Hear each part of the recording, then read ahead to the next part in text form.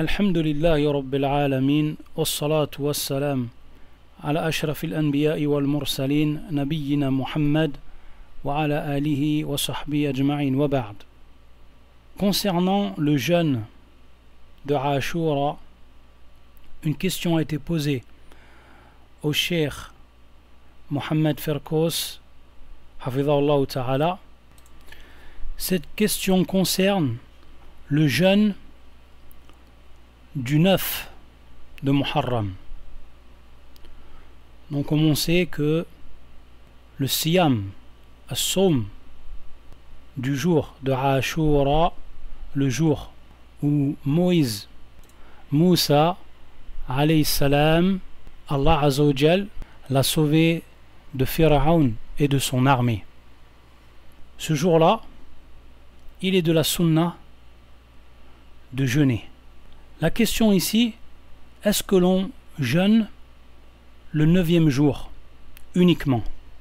Ou alors, est-ce que le jeûne de Ashura, c'est le jeûne qui est le 9 de Muharram? Cette question repose sur un hadith qui est rapporté par l'imam Muslim dans son authentique.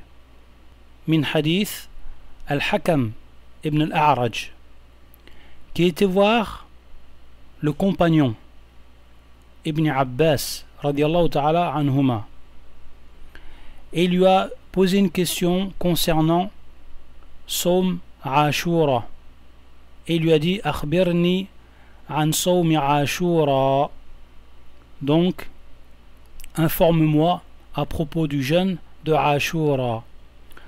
Et il lui a dit Ibn Abbas radiyallahu ta'ala anhuma, إذا رأيت هلال المحرم فاعدد, lorsque tu vois le croissant de lune de Muharram, donc du mois de Muharram, alors commence à compter.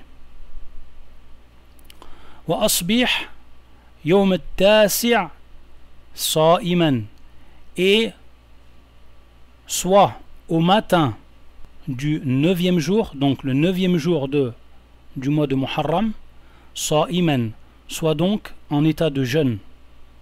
Qult, donc il demande à Ibn Abbas al-Hakam, هكذا كان رسول الله صلى الله عليه وآله وسلم يصومه, est-ce que c'était ainsi que le prophète, que l'envoyé d'Allah sallallahu alayhi wa alihi wa sallam faisait le jeûne?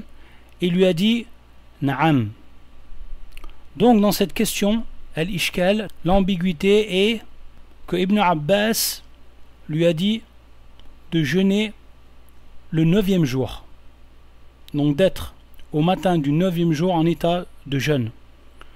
Donc certains ont pris ce hadith et ont dit que le jour de jeûne de Ashura, c'était le 9e jour de Muharram.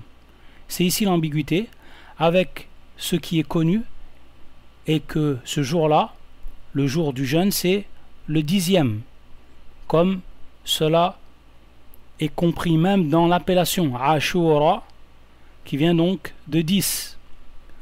Donc la réponse a été donnée par le cheikh Hafidhahullah Ta'ala en rappelant le madhab des savants. Il dit Hafidhahullah Ta'ala, le madhab de la majorité des savants parmi les salaf wal khalaf est que Ashura est le 10e jour du mois d'Allah Azza wa Jal al-Muharram. Et cela vient même de l'appellation. Et cela est exprimé explicitement dans le hadith de Ibn Abbas radiyallahu ta'ala anhuma, où il a dit Amara Rasulullah sallallahu alayhi wa sallam bi sawmi Ashura yawm Ashir. Le prophète sallallahu alayhi wa sallam a ordonné de jeûner Ashura le 10e jour. Donc ici, le terme est explicitement employé. Yawm Ashir, le 10e jour. Et également sa parole, Khaliful Yahoud, Sawm at-Tasi'a wal Ashir. Faites le contraire des Juifs, jeûnez le 9e et le 10e jour. Et également Ce qui prouve cela, ce sont les différents hadiths rapportés au sujet du statut du jeûne de Ashura et de ses mérites, de ses bienfaits. Et cela donc est la parole prépondérante, que Ashura c'est le 10e jour. Donc cela est la première réponse, ou la première partie de la réponse à ceux qui disent que le jeûne de Ashura c'est le 9e jour. Ensuite, la deuxième partie, c'est répondre à cette parole même de Ibn Abbas radiyallahu ta'ala anhuma. Et le cheikh hafidhahullah rapporte ce qu'en a déduit Ibn Hajar fil Fath en répondant à cette ambiguïté. Il dit, Ibn Hajar rahimahullah, en rapportant une parole de Az-Zayn ibn al-Munayyir, qui lui rapporte une autre version de la parole de Ibn Abbas et qui est la suivante: Idha asbahta min tasi'ih fa asbih. Cette version est présente auprès de l'imam al-Tahawi dans son Sharh Ma'ani al-Athar. Donc ici on comprend qu'il n'a pas été en état de jeûne le matin du 10e jour sans qu'il ne l'a été au matin du 9e jour. Et avec la condition qu'il ait l'intention du jeûne la nuit prochaine, c'est-à-dire lorsqu'il est le 9e jour et qu'il rentre donc dans la nuit du 10e jour, alors à ce moment-là, il a la niya de jeûner le 10e jour, car on sait que la nuit précède toujours la journée. C'est-à-dire on a fini le jeûne du 9e jour et on rentre ensuite dans la nuit du 10e jour. Et à ce moment-là, on fait la niya de jeûner le prochain jour qui est donc la journée du 10e. Ensuite, Ibn Hajar il dit que cette déduction est renforcée par ce qui est rapporté également de Ibn Abbas radiyallahu ta'ala anhuma anna an-nabiyya sallallahu alayhi wa sallam qala la in baqitu ila qabilin la asumanna at-tasi' famata qabla dhalik.